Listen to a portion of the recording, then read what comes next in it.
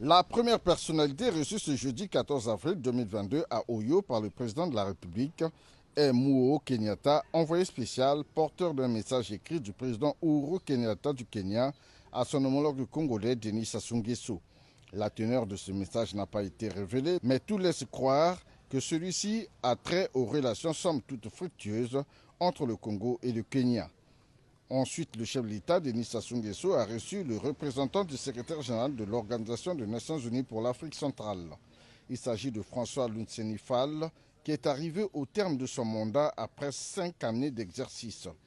François Lunseni Fall quitte donc la sous-région avec le sentiment d'une mission bien accomplie, exprimant justement sa gratitude pour le président Denis Sassou Nguesso dans la recherche de solutions de paix au Congo et en Afrique centrale.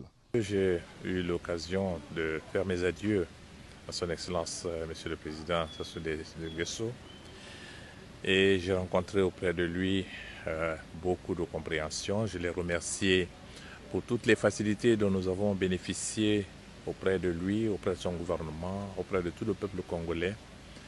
Et ce qui nous a permis au cours des 5 années que nous venons de passer en Afrique centrale de nous acquitter de notre mandat. Je pense déjà au rôle du Congo dans la résolution de la crise centrafricaine et au-delà en Libye, et aussi les grandes actions que le président est en train d'entreprendre pour assurer la stabilisation de son pays. Tout au long de son mandat, le Congo a bénéficié d'un appui considérable des Nations Unies dans la mise en œuvre d'un certain nombre de mécanismes en faveur de la paix et le dialogue, a ajouté l'envoyé spécial du secrétaire général des Nations Unies pour l'Afrique centrale. Nous avons accompagné le Congo pour essayer de ramener la paix et la stabilité dans la région du Pôle. Il y a d'autres éléments sur lesquels nous travaillons traitement aussi avec le président, avec le gouvernement congolais, c'est les questions de politique intérieure et aussi le dialogue politique.